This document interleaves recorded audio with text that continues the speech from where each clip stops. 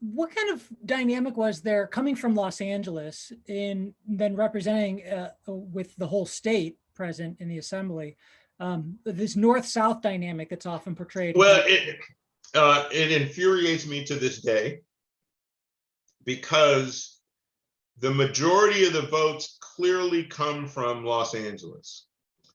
But when there's a north-south fight, the North almost always wins. Why is that? I don't know why that is. For a time, and my experience was with Willie, and we kind of never messed with Willie on San Francisco-based things. But he also derived a lot of his support from the Black Caucus, which also was largely Southern California. So there was a certain, detente there.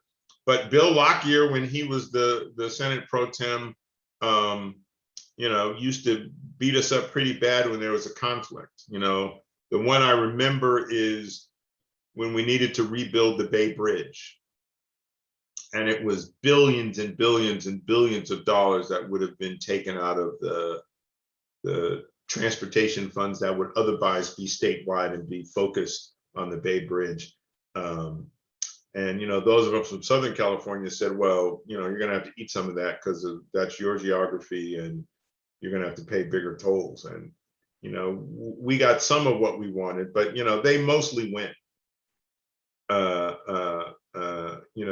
The speakers, except for Unruh, have you had Leo McCarthy, you had Willie, and there was somebody else who was a Bay Area person or a Northern California person. And this is true, by the way, even when David Roberti from Southern California was the pro tem. Somehow the North always wins, and they have so many fewer votes, and I don't understand why. It's just how it is then. In fact, one of your fellow academics should do a study just on that. Like, how is it that the Bay Area mostly wins? Oh, and they had John Burton too.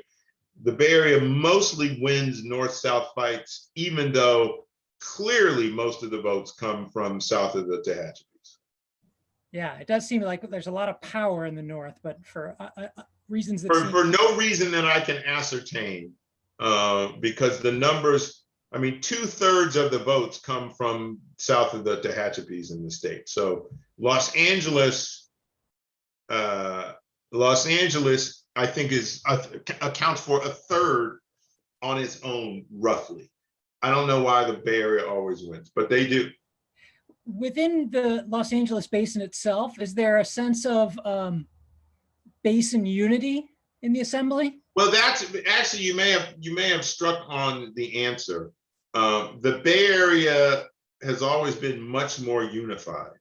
You'll find that when you have the numbers, and it ends up having a countervailing effect, when you have the numbers, there is less need for camaraderie on a day-to-day basis. So then when you really do need the camaraderie, you don't really get it.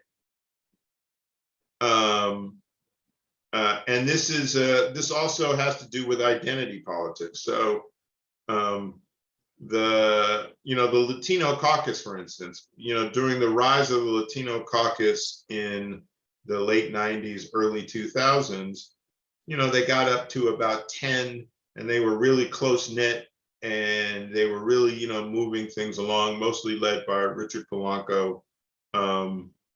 But once they got numbers enough, then they started having internal fights with each other. So once you get the numbers that you so strive for, then there's enough room for people to start getting into fights with each other. So I don't know what it is, but I think unity is probably the bigger thing.